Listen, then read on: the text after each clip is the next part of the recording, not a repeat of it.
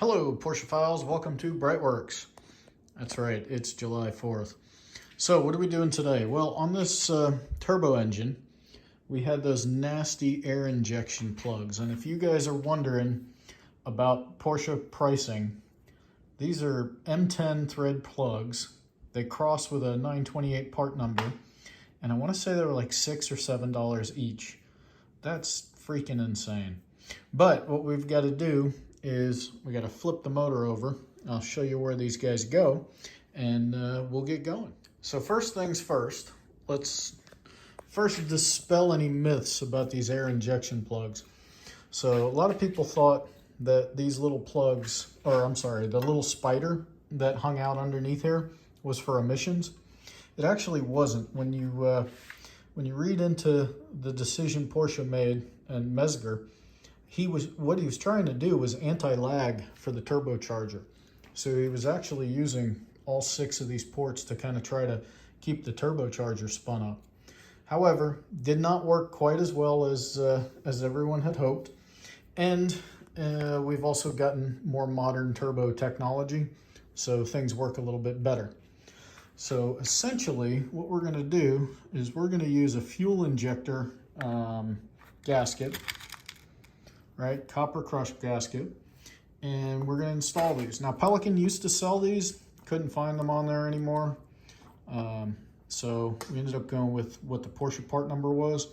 And there were a couple of different types. There's Allen head, there's bolt head. Some guys just cut off bolts. It's an M10 by 1.0 thread. So it's nothing, we're not talking about anything that's rocket science. But I don't often tape off the exhaust ports, but when I'm playing with air injection plugs, I do. But what you can see as we install these little guys is we don't want any protrusion. Right down here, you can see the hole. We don't want any protrusion, right? Certainly these guys are nowhere near long enough. Now, as far as what are we going to torque these to? So that's a good question. So the handbook of torques says that an M10 by 1.0 goes to 32 foot-pounds. I've never taken anything with a 5mm Allen head to 32 foot-pounds, but I have written down somewhere that 20 works. And a lot of guys were recently lamenting about the fact that these things were backing out. So somebody said, hey, use red Loctite. So I read the thread and I went, okay, hold on, let me go look this stuff up. This stuff is only good until about 300 degrees Fahrenheit. Your EGTs, which are right here, are coming out probably around 1500 degrees. So something tells me red Loctite is not going to be effective. So the crush on that gasket, getting the right torque, and these guys should hold in. So we're going to get started on that, and we'll show you the process. Before we get too far along, let me show you what came out. So these were what was in there. Part of the reason that I chose to stay with the same style of plug, but you can just see how corroded and nasty these things have gotten. So we're not gonna put those back in the engine. We're gonna just put new ones in, and that way, if we ever have to take them out, we get another bite at the apple, because you can see those the 5mm Allen definitely. Wow. And I was chicken. I didn't take these out. I had them taken out at the machine shop at the same time that they time serted all of the exhaust studs. So I've taken them out in the past, but if it doesn't go well, you're in there with a drill, a lot of work. So might as well get everything done at one time, and they got them all heated up and ready to go. So these little buggers are just going to go in the trash, and now we're going to get these installed. All right, like I said, I don't always tape up exhaust ports, but when we're moving all this little stuff around, I don't want to have to go fishing for anything. So let's see, did I put a gasket on this guy? I was talking to you guys, not paying attention. Yes, there is a gasket on that guy. And since these are fine thread, you really want to make sure that you don't cross thread them. Even though we like to joke how that's considered redneck Loctite, we don't want to do that in this case. Some of you may think differently. You may be like, hey, redneck Loctite, they'll never come out again. And I don't foresee them ever needing to come out again, but just in case. Ooh, we made this one a little bit harder for ourselves because it's behind that oil pipe. And trust me, yes, I absolutely 100% wanted to do this before assembling the heads, but we couldn't get parts. Those little plugs took about a week and a half to get here. So we got them, so we're not complaining. We didn't want to hold up the rest of the build waiting on little tiny plugs.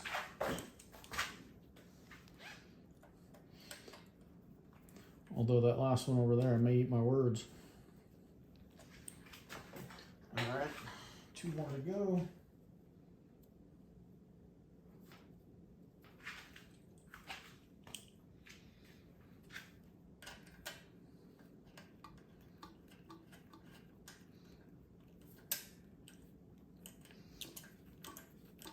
At least we know the threads are clean. Don't really feel any issue putting those in.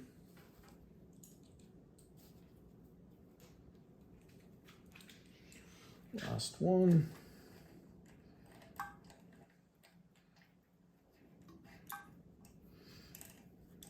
So yeah, 32 foot-pounds to me seemed a little strong.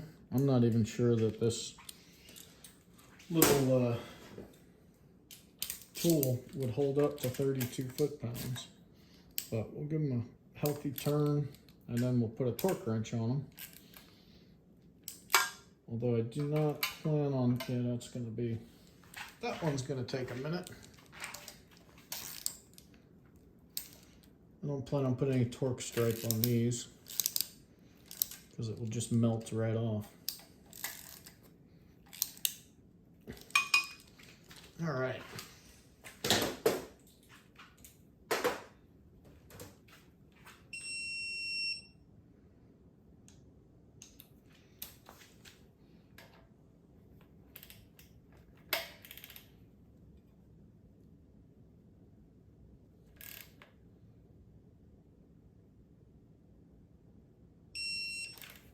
Yeah, 20 seems like that's going to be the extent of where we're going to be able to take these, if it'll even give us a tool back. Right around 18, it started to really crush the gasket. There we go. That was better.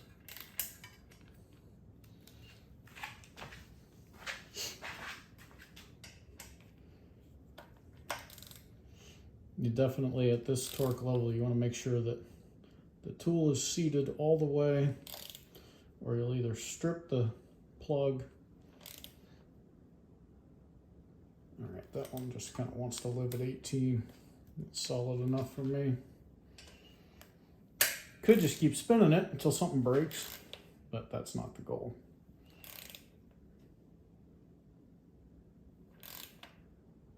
This guy's the same way. We'll leave him alone there. So we got 18 out of those 2. See, you can always fake your torque value. Just pop the wrench. That one's at 19 and a half. I'll call that good. All right, so we've got 5 of them installed. Let's see what we can figure out with this last one. We may have to actually go make ourselves a little Allen tool. Not a big deal, but we'll do it. All right, I'm gonna put you guys on pause while I go find a tool. All right, so there you have it. Nothing too difficult about that. What I ended up doing was using a regular Allen wrench, and then I attached my 90-degree angle to it. And I got this guy also to right around 19 foot-pounds. So we've got 1, 2, 3, 4, 5, 6. When you're doing this, spend the extra 10 seconds to put some tape on there. And then if you do drop something, you don't have to go fishing. It makes life a whole lot easier. All right, well, that was, you know, if you forget to do this, you will know it the first time you turn the key. You'll hear poof, poof, poof, poof, poof, and you'll see stuff shooting out of the bottom of your engine that you're gonna freak out, and you'll realize, oh man, I forgot to put those plugs in. So good luck. Wish I had more data for you on where to get them, how to get them. Couple different places carry them. Some of them are a lot more expensive than others. And if you're a hardcore DIY guy or girl, you probably could use brass plugs and then tap them for M10s. But I like these because the way they have that sealing washer, as opposed to just sitting flush in the hole. And then these are also, if for some reason, I don't know why you would have to, but if you ever had to remove them, you got a better chance of getting these out than if you have something that's flush with the injection port. All right, well, we're making progress on this little lady, so we're gonna keep on keeping on, and hopefully we get some camshafts in and we'll do the fun part with you guys. Have a fantastic day. Check us out at BreitWerks.com.